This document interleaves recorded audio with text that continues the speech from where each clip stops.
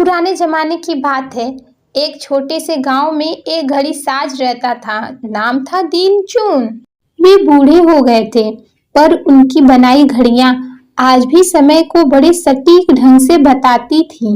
एक दिन उन्होंने गांव के सबसे लापरवाह लड़के मनु को अपनी सबसे कीमती चीज दी, एक लकड़ी की पुरानी घड़ी।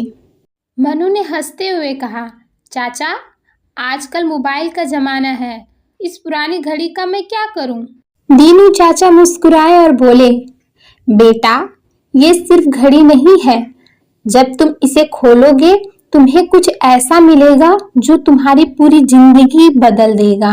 मनु ने घड़ी रख ली, पर वह उसे नजरअंदाज करता रहा। समय बीतता गया, मनु का ध्यान कहीं नहीं टिकता था। पढ़ाई छोड़ दी, दिन भर बस घूमता रहता। एक दिन उसे कॉलेज से निकाल दिया गया। दोस्तों ने भी साथ छोड़ दिया। जब वह थक कर घर आया तो वही पुरानी घड़ी उसके बैग के नीचे दबी मिली।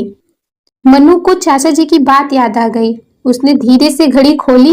अंदर एक छोटा सा कागज रखा था जिस पर लिखा था, हर घड़ी चलती है, चाहे तुम कुछ करो या कुछ ना करो, पर फर्क तब पड़ता है जब तुम भी चलो वक्त के साथ। नीचे एक और पंक्ति लिखी थी, अगर तुम समय की कद्र नहीं करोगे तो एक दिन समय तुम्हें कद्र करना सिखा देगा।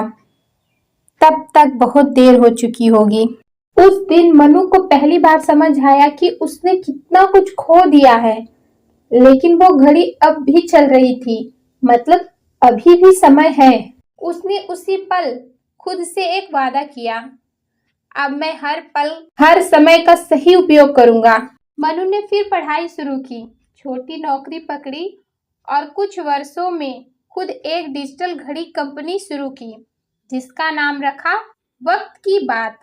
इस कहानी से हमें यह शिक्षा मिलती है कि समय कभी किसी के लिए नहीं रुकता, पर हम रुक जाते हैं। अगर आपने अभी भी घड़ी की टिक टिक को सुना है तो समझिए अभी भी देर नहीं हुई। समय को पहचानिए, क्योंकि ये वही चीज है जो आपको गिरने और उठने दोनों का कारण बन सकती है। तो आइए प्रयास करें, अपने समय का सही उपयोग करके अपने जीवन को सफल बनाएं। ऐसे और इंटरेस्टिंग कहानियां सुनने के लिए मेरे चैनल को लाइक, शेयर एंड सब्सक्राइब करें। Thank you so much.